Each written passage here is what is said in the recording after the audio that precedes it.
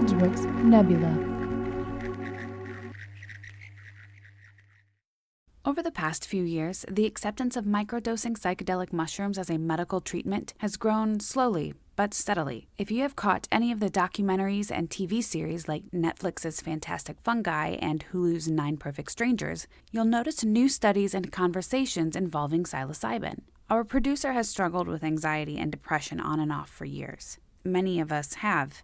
Companies like Schedule 35 are leading the way in microdosing psilocybin. Following the accurate dosing and easy-to-understand products provided by Schedule 35 has alleviated depression and anxiety for many people, including our producer. Microdosing, she found that her mood shifted and life became a little less daunting. Things are stressful, and mental health should never be sacrificed due to stress. Look into Schedule 35 and check with your local and state regulations to determine if you're able to purchase. If you're interested, check out www.schedule35.co. Be sure to use code STS to get 15% off your order. That's code STS to get 15% off your order today.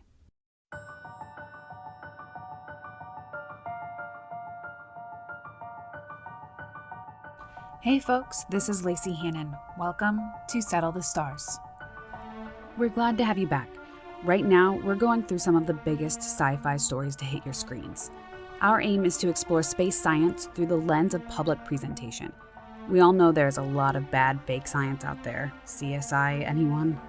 But where do science, its history, and entertainment intersect? But over here at Edgeworks Entertainment, we are fascinated by what gets people excited and where the passion for space starts for you, our kind of people. And a good story can be what sets off a zillion questions, some of which have answers. So, I invite you to take the journey with me.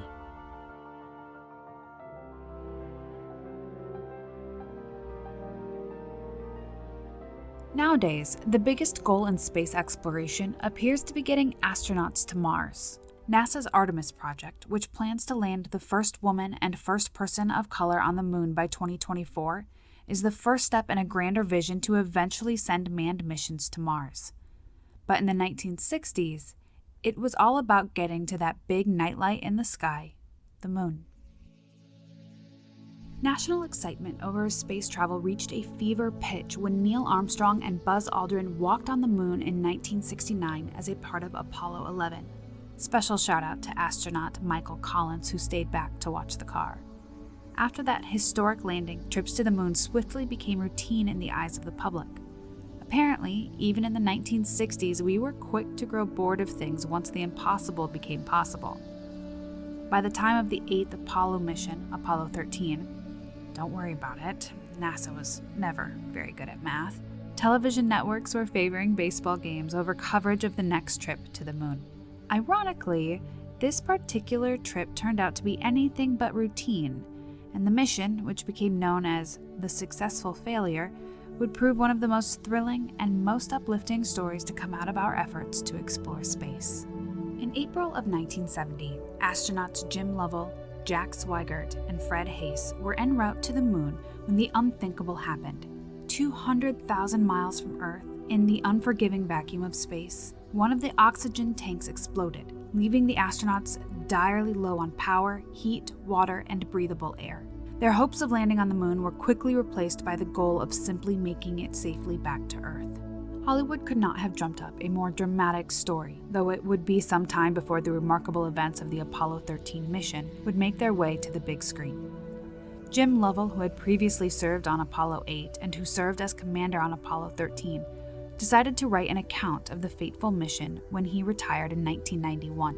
His book, Lost Moon: The Perilous Voyage of Apollo 13, found its way to director Ron Howard, and movie magic was soon in the making. While Howard would go on to helm several more biopics and docudramas, including A Beautiful Mind and Cinderella Man, he may not have been the most obvious choice of director in the early 90s, with a career consisting of sci-fi fairy tale Cocoon, a dark fantasy Willow, and a mermaid comedy Splash. But Howard immersed himself in the challenge of putting history on screen and strove to deliver an accurate and gripping account of what had occurred on the unluckiest of space missions. He said he wanted the movie to be as exciting as it could be without compromising the authenticity. Howard drew from Lovell's book and from conversations with the commanding astronaut himself to fully understand what transpired over the course of the 6-day mission and to envision how it could be best dramatized on film. In many respects, the events surrounding the Apollo 13 mission proved to be a case of life is stranger than fiction. The story of the astronaut's survival was so incredible that one member of the film's test audience wrote on the back of his card, "Terrible!" More Hollywood BS! 2 exclamation marks. They would never survive! 3 exclamation marks. Not realizing the film he had just watched was in fact based on a true event. The scene where Lovell's wife Marilyn loses her wedding ring down the shower drain shortly before the launch was also called out by critics for being a bit of Hollywood hokum manufactured to play on the audience's emotions. But that too was something that really happened. While NASA has never been the superstitious type and clearly didn't shy away from using the number 13 for this mission, Howard noted that there were several more bizarre things that happened around the time of launch that they didn't put in the film, including an incident where 3 cars randomly burst into flame near the launch pad just days before the launch date. Our suspension of disbelief only goes so far when it comes to the implausibilities of real historical events. But there was plenty of material to pull from to make a compelling picture, and Howard and his crew paid great attention to detail in getting it all on film. From the reconstruction of the Apollo Mission Control Center with its 60s-era decor and computer consoles, to the photographs Howard borrowed from Lovell's own study to decorate the walls of his character's home. The dramatic events unfolding in space and in the Houston Control Center are interspersed with real news broadcasts from the time, and many of the characters' lines of dialogue were taken directly from the mission transcripts. Ed Harris, who played flight director Gene Kranz, likened preparing for each day's shoot to cramming for a final exam with all the research the cast had to assimilate into their performances. For added authenticity, the actors playing the mission control technicians were fed lines on the spot by the film's technical advisors. Among them, Gerald Griffin, the lead flight director of Apollos 12, 15, and 17. There's no question, the goal here was to capture the feel of the mission and all the drama surrounding it as closely as possible. Of course, the drama would only feel as real as the accompanying visuals, and the rise of CGI in the 90s allowed for some truly stunning imagery that made that possible. After watching the film for the first time, Buzz Aldrin asked Howard if they had used footage from an actual launch he had somehow never seen before. When Howard told him they had created it all for the film, Aldrin was amazed and asked if NASA could use the footage. To achieve such realism, the production team studied archival launch footage. They observed how the liquid oxygen and hydrogen inside the rocket would interact with the Florida humidity to produce a layer of ice over the hull that would shatter and fall upon takeoff, and they incorporated these details in their own digitally created launch sequence. The visual effects team, Digital Domain, also put together some impressive shots of the module in space, and for the scene where the astronauts pass by the moon, the filmmakers used digitally enhanced photographs taken on one of the later Apollo missions to depict a true-to-life lunar landscape outside the command module window. The most interesting effect the film achieves, however, is the genuine weightlessness exhibited in a number of scenes by Tom Hanks, Kevin Bacon, and Bill Paxton, who play astronauts Jim Lovell, Jack Swigert, and Fred Hayes, respectively. Howard wasn't sure at first how he was going to realistically portray the astronauts' weightlessness. While chatting with Steven Spielberg about the project, as you do when you're in Hollywood, Howard mentioned he was still working on that part and was considering using wires. Spielberg mentioned he'd seen footage of NASA training their astronauts for zero gravity inside a Boeing KC-135 Stratotanker. The plane, which NASA called the Vomit Comet for obvious reasons, could achieve reduced gravity for about 25 seconds at a time when flown in a parabola. Spielberg's remark had not been a serious suggestion, and he didn't realize until much later that Howard was actually going to try it out. Though NASA rejected Howard's request at first, Lovell intervened on his behalf and won the crew permission to film inside the Vomit Comet. There's actually some pretty incredible footage to be found online of Kevin Bacon and Bill Paxton throwing a football back and forth in the weightless environment of the plane while they trained for the film. Highly recommended if you need a little something to brighten your day. So, I co-own a mobile gaming company, and I have a lot on my plate. I'm involved in all sides of the company. Anything I can do to make my job a little easier, I will absolutely give it a whirl. Squarespace is a great tool for others out there with a lot on their plates. Squarespace isn't just a website builder, which, yes, will help you build a website in minutes, but it also tracks analytics to see who's checking out your site or buying your product.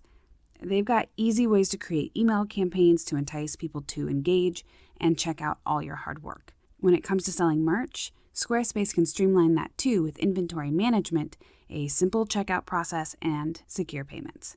Squarespace makes space on my plate, which is very much needed. Head to squarespace.com for a free trial.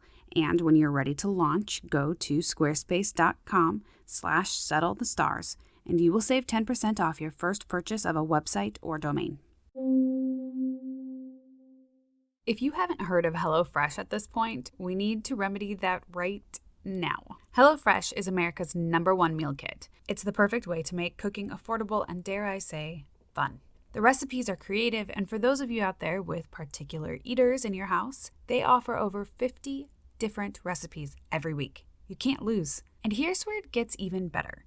They offer a cute little HelloFresh market where I can easily toss French macaroons into my cart in the most casual way. In my house, we love the lemony spaghetti with Brussels sprouts, and the Louisiana-style tilapia is a game changer. Both recipes that I wouldn't think I could just whip up, but HelloFresh proved me wrong. And for all of our Settle the Stars listeners, just go to hellofresh.com/STS16 and use code STS16 for up to 16 free meals and 3 free gifts. That's hellofresh.com/STS16. Consider dinner served with HelloFresh, America's #1 meal kit. With so much effort put into the effects, both practical and digital, the extensive research that went toward getting every last detail right, it's no wonder Apollo 13 is lauded for its historical and scientific accuracy. Being a dramatization, there are, of course, moments of artistic license where the film deviates from how things really went down. The personalities of the people involved shift at times to play up the drama, and certain events get condensed or left out altogether to keep the story moving. In the film, the astronaut who gets pulled from the mission for fear he may have contracted German measles, Ken Mattingly, played by Gary Sinise, is shown to work tirelessly by himself inside one of NASA's simulators to solve the problem of getting more power running inside the command module. According to Mattingly, it was other astronauts who went into the simulators, and they were working through pre-planned procedures to ensure they would work before delivering the instructions to the Apollo crew. Of course, it's easier for the audience and more dramatic for the film to show one recognizable character laboring on behalf of his colleagues stranded in space. On occasion, certain details were switched around to suit a desired tone the film was going for. There's a scene where the astronauts remove their biomed sensors in a comedic act of defiance against the flight surgeon. The moment provides a good bit of levity amid all of the tension. But while the crew did remove their vital sensors during the mission, it was for the sake of conserving power rather than rebellion. And Lovell got the go-ahead from Houston before the astronauts took them off. Then, of course, there's the famous line everybody knows even if they haven't seen the film. Tom Hanks' immortal, "Houston, we have a problem." In reality, it was Jack Swigert, Kevin Bacon's character, who first said a version of this quote. But his transmission was garbled, and when Mission Control asked for clarification, Lovell replied, "Houston, we've had a problem. We've had a main B bus undervolt," referring to the sudden drop in power the crew experienced when the oxygen tank blew. Hanks suggested they put the line in present tense to better sell the urgency of the situation. And with just 5 words and a minor tense change, the face of pop culture was forever changed. Incidentally, the second most famous line in the film, Ed Harris's "failure is not an option," was never said by the mission's flight director. But Gene Kranz liked the quote so much, he decided to use it as the title of his memoir. Jim Lovell says that the one aspect of the film that truly was not historically accurate is the argument that takes place between Hayes and Swigert aboard the lunar module. In the film, Hayes implies Swigert was responsible for the explosion that deprives them of the chance to walk on the moon and that puts all of their lives in jeopardy, and Swigert takes a defensive stance. Of course, when the accident occurred, Swigert had simply flipped the switch to stir the tanks according to procedure. The cause of the explosion had nothing to do with the astronauts themselves, but rather an unfortunate handling error that happened well before the launch date. Howard defends this manufactured moment of tension between Hayes and Swigert, noting that while it is a dramatization, he based the scene on evidence they had found of arguments that took place among the astronauts during their mission. Ultimately, the idea of the scene was to demonstrate that astronauts, heroic as they may be, are not always as collected as they sound in their broadcasts, and that these were real men in an undeniably stressful situation.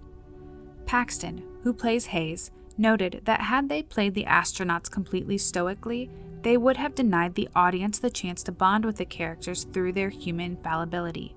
When condensing 6 days' worth of flight time and a whole lot of real-life drama into a blockbuster for the masses, it's understandable some embellishments will be made to make sure the film hits all the right beats for the audience. The film's biggest scientific inaccuracy was similarly for the benefit of audiences who might have otherwise had a difficult time understanding what was going on. The Apollo 13 mission took a little over 3 days to reach the moon, but during that time the astronauts' craft would not have been on a straight course for the moon as portrayed in the film, since the moon is a moving target.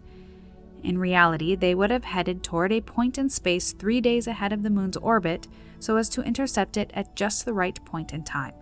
Of course, from a dramatic standpoint, it made sense for the filmmakers to have the destination in sight. But when it came to portraying the astronauts' survival aboard their damaged spacecraft, which is, after all, what the film is primarily about, the filmmakers did a phenomenal job of including and accurately representing the most important details. While the film still certainly conveys the danger of the situation, the verbal responses of both the astronauts and the team in Houston were just as controlled in real life as the film demonstrates. Though faced with the impossible, a true nightmare of a situation, everyone involved immediately set about identifying the problems and working towards solutions. What had happened was that damaged wiring inside one of the spacecraft's 2 oxygen tanks set off a spark when Swigert was asked by Mission Control to turn the fans on, stirring the liquid oxygen for a more accurate reading of the levels. Stirring the tanks was a standard procedure, and this was the 3rd time it had been done on the mission. On this particular occasion, Flight Controller Cy Liebergott, played by Ron Howard's brother Clint in the film, saw the data on his computer screen telling him that all the oxygen had been lost from tank number 2, and that oxygen was rapidly depleting in tank number 1. Furthermore, power was gone from 2 of the 3 fuel cells. In addition to supplying the astronauts their breathing air, the oxygen tanks fed into the fuel cells where the liquid oxygen combined with hydrogen to produce both the ship's electricity and the astronauts' drinking water. In one blow, a significant amount of the crew's oxygen, power, and water had been taken out, making this accident a truly devastating one. In the film, just as in reality, Lovell visibly identifies gas spewing from the hull into space and determines it must be the oxygen leaking out from Tank 1. Following the accident, the astronauts moved into the more sustainable environment of the lunar module, which had been designed to support 2 people, not 3, and only for a duration of 2 days as opposed to the 4 days it would eventually take them to return to Earth. During that time, the temperatures in the lunar module dropped to 35 degrees. Hayes came down with a fever, and the astronauts had to combat one problem after another, from rationing their water to building a makeshift lithium hydroxide canister with help from Mission Control, to remove the excess carbon dioxide produced by the extra passenger in the lunar module. Lovell notes the device they built in the film looks very close to the one they actually rigged. However, the contraption wasn't something that was worked up on the spot by NASA personnel. It had actually first been created during a simulation that was conducted in preparation for Apollo 8. Way to think ahead, NASA. With power a sparse commodity and the ship's engines controlled by electricity, the decision was made to slingshot the crew around from the far side of the moon so as to gain momentum from the moon's gravity as they pull into a trajectory back toward the Earth. The maneuver sounds like the stuff of science fiction, but it works by borrowing just a small amount of the moon's momentum to increase the velocity of the craft performing the flyby. In exchange, the orbit of the moon is momentarily and imperceptibly slowed. Gravitational forces are just kind of crazy like that.